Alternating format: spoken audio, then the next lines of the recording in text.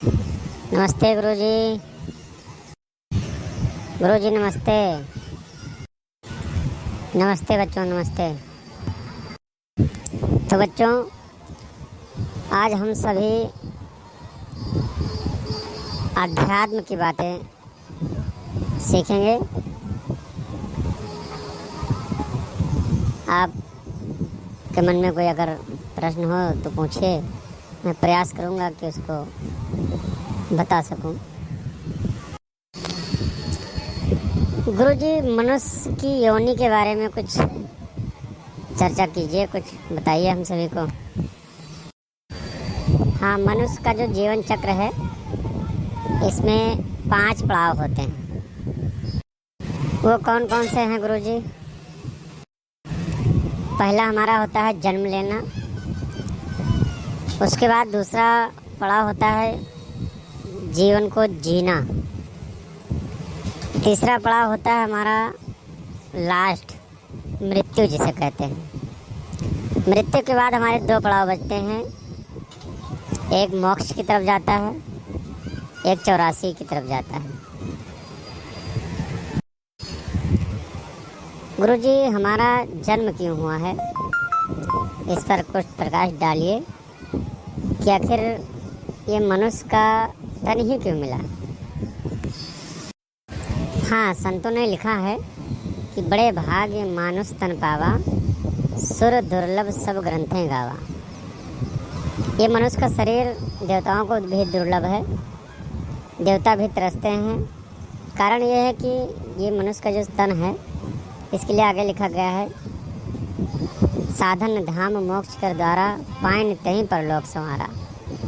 ये साधन है मोक्ष प्राप्ति करने के लिए। जो पा जाता है मनुष्य का शरीर, वही मोक्ष का अधिकारी होता है। उसके लिए आगे भी प्रक्रिया है, वो मैं बताऊंगा। गुरुजी, ये तो बात हो गई जन्म पर। अब ये जो जिंदगी होती है, जो जीवन होता है, दूसरा पड़ाव, इस पर कुछ प्रकाश डालिए। ये क्यों ज़रूरी है, ज़िंदगी जीना क्यों ज़रूरी है? हाँ, जैसे अभी बताया हमने कि ये जो जन्म होता है मनुष्य का शरीर में, इसका मेन मकसद होता है मोक्ष की प्राप्ति करना। अब हमारी मंजिल तो मोक्ष प्राप्ति करना है, बीच का जो सफ़र होता है वो ज़िंदगी होता है, उसे जीवन कहते हैं। इसका मतलब कि जीवन एक यात्रा है।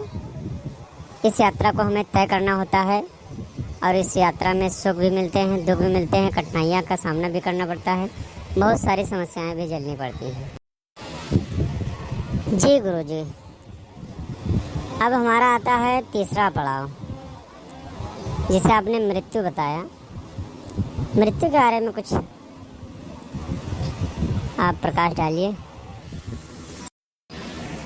देखिए, हम समझाने के लिए तो कह देते हैं कि मृत्यु आखिरी पड़ाव हो सकता है, लेकिन ऐसा नहीं है।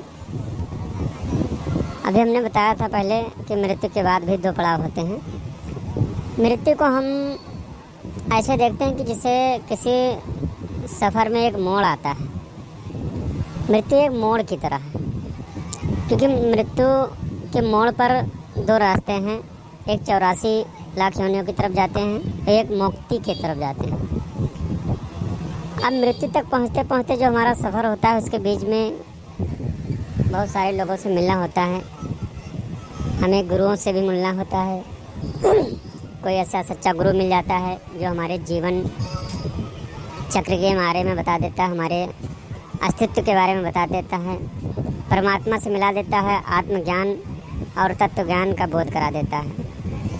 फिर हमारा जो जीवन चक्र होता है वो सेवा सिमरन सत्संग में बीतता है, और यही जीवन में चलते चलते जब हम मृत्यु के करीब आते हैं, और तब हमारे जो जीवन हमने जो पिछला बिताया है, जो हमारे कर्म थे, कर्म के अनुसार फिर आगे का सफ़र तय करना होता है कि हमें 84 लाख योनियों में जाना है या मुक्ति प्राप्त करना है।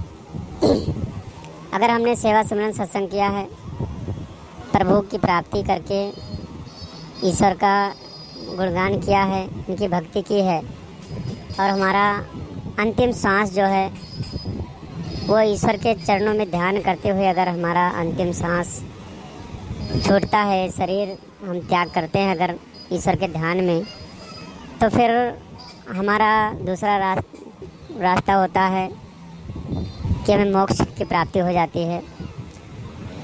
और यहीं पर अगर हमारा जीवन चक्र था वो ठीक नहीं था, हमने ज़िंदगी अच्छी नहीं जी, हम माया में फंसे रहे, जब हमारी अंतिम सांस आई, शरीर को त्यागना था, तो माया जाल में हम भरमाते रहे, घर वालों को याद करते रहे, नात रिश्तेदार को याद करते रहे, यानी कि संसार में फिर हमारा मन भटकता रहा।